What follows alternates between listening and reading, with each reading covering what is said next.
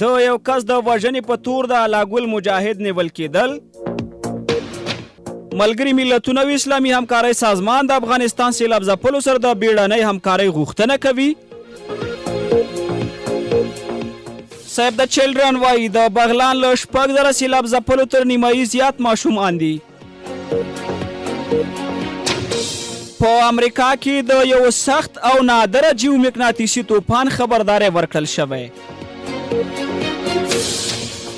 او په ملګرو ملتونو کې د فلسطین د غړیتوب اخیستو په پلوه یو پریکړه لیک تصویب شو. سلام د NS میډیا مینوالو، ستړي مشئ. که چیرې زموږ چینل ته نوي راغلي، زموږ چینل در سره سبسکرایب کړئ. د تیری ولسی جرګې غړی علاګل مجاهد د یو کس د وژنې په تور ونیول شو. د کابل د امنیي قومندانۍ بیان خالد زدران ویلي چې مجاهد به د قاضي د څېړلو تر بشپړېدو او د صلاحیت لرونکي محکمې تر حکمه په بند کې وي. خالد زدران د وژل شوي کس نوم سیدالله یاد کړی او ویلي دي چې تیر کال په کب میاشت کې وژل شوی و. لا هم د نوموړي د کورنۍ غړیو په دې اړه څه نه دي ویلي. علاګل مجاهد د جمهوري نظام تر سقوط وروسته ایران ته تللی و چې تیر کال د اوسني حکومت په بلنه بیرته کابل ته راستون شو. د افغانستان لپاره د ملګرو ملتونو د بشري چارو ځانګړي همغږي کوونکي اندري کارتفات د وروستیو سیلابونو وروسته د افغانانو په بیړني ملاتړ ټینګار کړی دی. هغه پرون ناوخته په خپله ایکس پاڼه لیکلي افغانستان د اقلیمي بدلون له امله د 10 اغیزمنو هیوادونو په قطار کې ولاړ دی. ښاغلي رتوات زیاته کړې اقلیمي ټکانونو اغیزمنې ټولنې له منځه وړي او د اقلیمي بدلون سره د ځان برابرونې لپاره د افغانانو بیړنی ملاتړ مهم دی. په همدې حال کې د اسلامي همکارۍ سازمان د افغانستان د سیلاب ځپلو سره د بیړنیو مرستو د راټولولو غوښتنه او غږ کړی. دې سازمان تېره شپه ناوخته په یوه اعلامیه کې د خپلو ټولو غړو هیوادونو د نړۍ له نورو هیوادونو او مرستندویه سازمانونو غوښتي چې له سیلاب ځپلو افغانانو سره ژر تر ژره د ژوند ژغورنې مرستې وکړي. د ماشومانو د خوندیتوب اداره وایي په بغلان کې د وروستیو سیلابونو له امله 6,000 کسان اغیزمن شوي چې له دې شمیرو څخه یې نیمایي ماشومان دي. د ادارې پرون ناوخته په یوه خبرپاڼه کې په افغانستان کې سیف د چلډرن د مشر ارشاد ملک له قوله لیکلي ماشومانو هر څه له لاسه ورکړي او ژوند یو مخ له منځه تللی.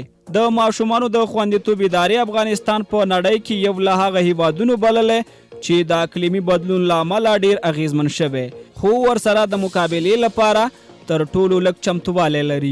صاحب د چلډرن په نړیوالې ټولنې غږ کړی چې باید په افغانستان کې د اقلیمي بدلونونو د کړکېچ د سمدستي او اوږدمهاله اغیزې له منځه وړلو لپاره لا ډېرې مرستې متمرکزې کړي.